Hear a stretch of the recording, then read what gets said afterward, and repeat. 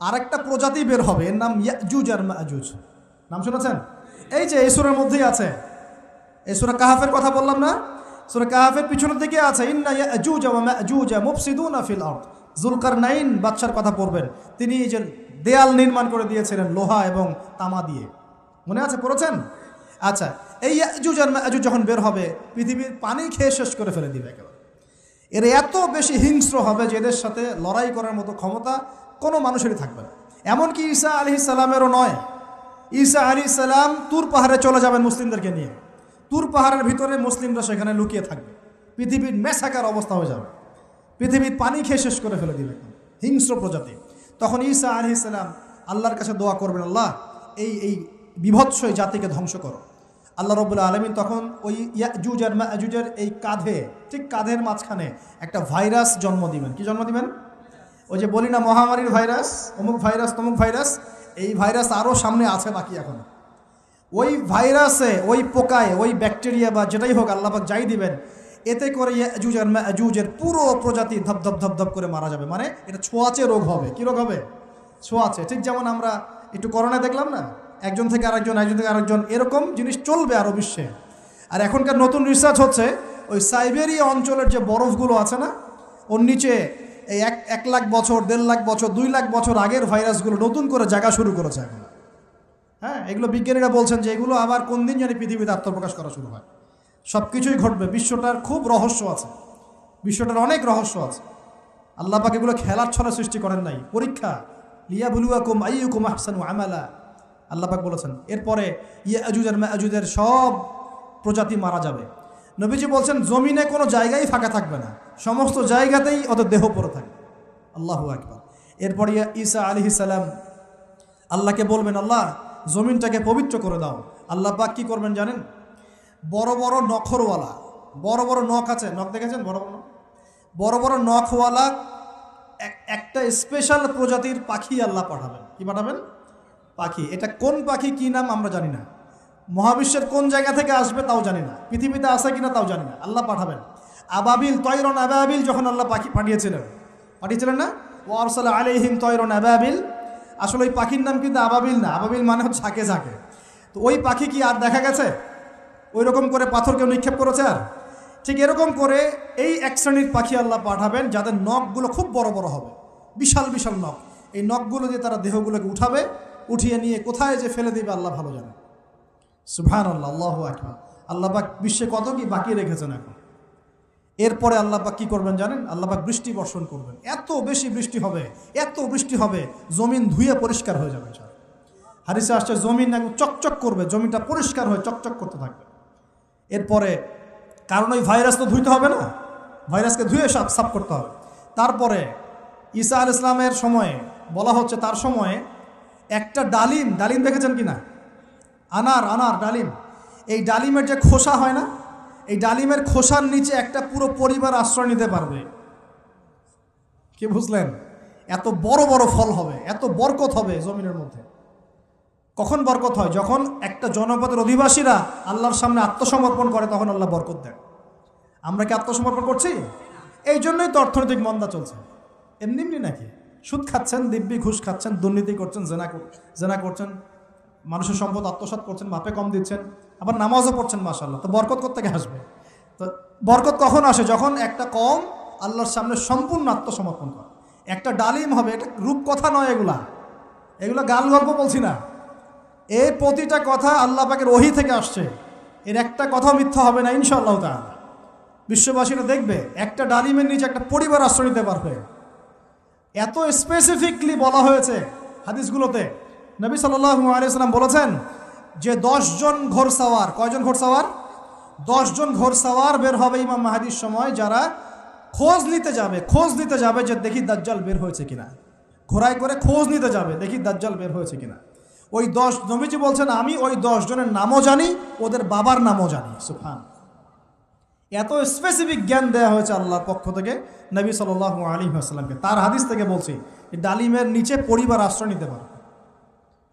তো অনেকে হয়তো হাসবে, কি বলে একটু উল্টা পাল্টা কথা, তাই না?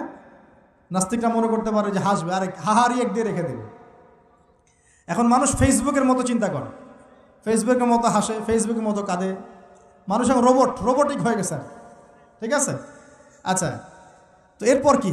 এরপরে বরকতের এই সময়টা শেষ হয়ে যাবে কখন? যখন মানুষ আবার সেই জেনা, পাপ, শিরিক, কুফর এগুলোতে লিপ্ত হবে। আল্লাহ রাসূল বলছেন এমন একটা মানুষও বাকি থাকবে না, একটা মানুষও না যে খালি লা ইলাহা ইল্লাল্লাহ কালিমাটা পড়তে জানে, এমন একটা মানুষও বাকি থাকবে না। বলেন নাউযুবিল্লাহ। ওরা হবে এই পৃথিবীর সবচেয়ে নিকৃষ্ট মানুষ। ওদের চেয়ে নিকৃষ্ট কোনো মানুষ এই পৃথিবীতে হবে না। এখনও কি এরকম সময় আসে নাই? এখন কি লা ইলাহা ইল্লাল্লাহ আছে না? পূর্ণাঙ্গ প্রয়োগটা নাই, কিন্তু কালিমা তো আছে কি না? তখন নবীজি বলছেন এমন একটা যুগ আসবে যে লা ইলাহা ইল্লাল্লাহ বলার মতো একটা মানুষ খুঁজে পাওয়া যাবে না। আর মানুষ রাস্তাঘাটে কুকুরের মতো জেনা করবে। রাস্তাঘাটে কুকুর যেমন সঙ্গম করে না রাস্তাঘাটে, ওই রকম করে মানুষ রাস্তাঘাটে জেনা করবে। ওই সময়ে আল্লাহ রাব্বুল আলামিন পশ্চিম দিক থেকে সূর্য উঠাবেন। কোন দিক থেকে? সূর্য সত্যি সত্যি পশ্চিম দিকে উঠবে। পৃথিবী একদিকে ঘুরছে না এখন? কে জানে আল্লাহ পাক পৃথিবীর ঘূর্ণন থামিয়ে উল্টা দিকে ঘোরাতে পারেন না? অবশ্যই পারেন। আল্লাহ পাকের জন্য এটা খালি বলা, কুন ফায়াকুন, হও হয়ে যাও, ব্যাস। পুরো বিশ্বের বড় বড় ডিপার্টমেন্টগুলো কারা নিয়ন্ত্রণ করছে? আমরা নিয়ন্ত্রণ করছি? জি না। এমনকি খ্রিস্টানরাও নিয়ন্ত্রণ করছে না, বরং ওরাই নিয়ন্ত্রণ করছে। আপনাকে গভীরে ঢুকতে হবে তো। তার মানে সে আত্মপ্রকাশ না করলেও তার অনুসারীরা তো মাশাআল্লাহ শক্তিশালী হয়ে গেছে কি না? তার মানে সময় কাছে না দূরে? কাছে। এটা বোঝার জন্য কি ভবিষ্যৎবাণী করা লাগে? গণক হওয়া লাগে? জ্যোতিষী হওয়া লাগে? এটা বোঝার জন্য কোরআন সুন্নাহর সাথে শেষ জামানা স্টাডি করলেই হয়। Economics, world affairs, history study করলেই বুঝতে পারেন, হৃদয়ের চোখ খুলে যাবে ইনশাআল্লাহ তাআলা। আল্লাহ পাক বোঝার তৌফিক দান করুন। এখন সে বের হয়ে বিশ্বটাকে শাসন করবে ঠিকই, কিন্তু তার সাথে লড়াই করার ক্ষমতা ওই সময় মুসলিমদের থাকবে না। তখন আল্লাহ পাক পাঠাবেন ওই যে সত্যিকারের মাসিহ ঈসা আলাইহিস সালাম। কাকে পাঠাবেন? তিনি নামবেন সিরিয়ায়। কোন দেশে? সিরিয়ার দামেশকে তিনি নামবেন দুজন ফেরেশতার কাঁধে ভর দিয়ে। তখন তার চুলগুলো দিয়ে টপ টপ করে মুক্তার মতো পানি ঝরতে থাকবে, এমনটা হাদিসে বলা হয়েছে। সুবহানাল্লাহ, সুবহানাল্লাহ।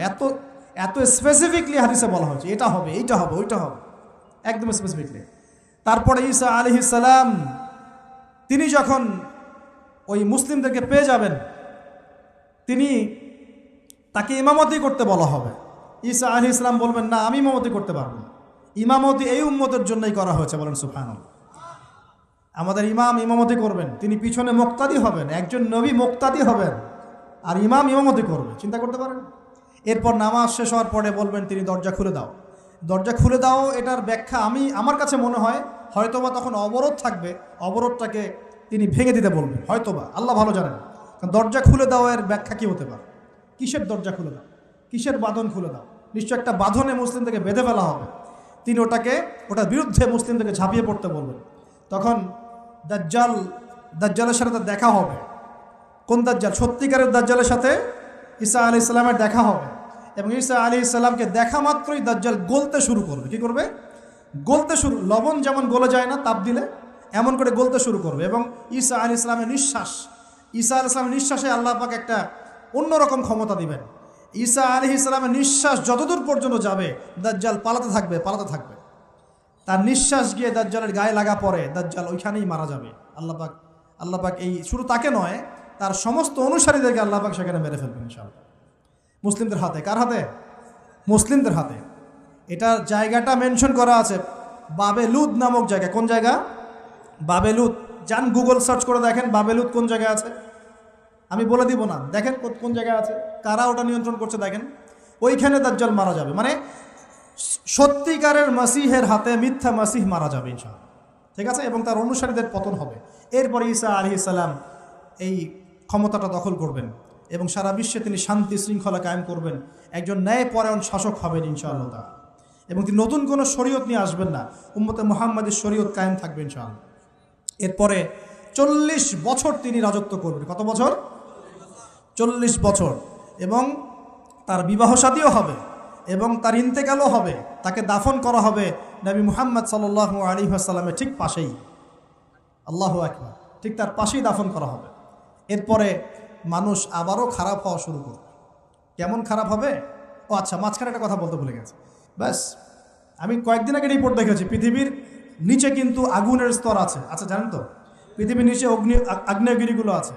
পৃথিবীর ভিতরেও একটা ঘূর্ণন হয়, সেই ঘূর্ণনের দিক পরিবর্তন হচ্ছে দিন দিন, এমনটা রিপোর্ট এসেছে। দেখেন, আপনি ইন্টারনেট ঘাটাঘাটি করেন। আর অনেকে রিপোর্ট করছে যে পৃথিবী আগে যে গতিতে ঘুরতো, এখন পৃথিবীর ঘূর্ণন গতি একটু বেড়ে গেছে। দেখেন রিপোর্ট, দেখেন ঘূর্ণন গতি বেড়ে যাওয়ার মানে হচ্ছে টাইম দ্রুত পাস করবে। আর শেষ জামানার হাদিস এটাও আছে যে সময় দ্রুত পাস করবে, আছে না? এটা হাদিস আসছে। তো প্রিয় ভাইরা, এই সময় মানুষ খারাপ হওয়া শুরু করার পরে এমন খারাপ হবে, আল্লাহর নাম নেওয়ার মতো কোনো মানুষ থাকবে না, আল্লাহ আল্লাহ বলার মতো কোনো মানুষ থাকবে না। তখন পশ্চিম দিক থেকে সূর্য উঠবে। কিভাবে কিয়ামত হবে নবী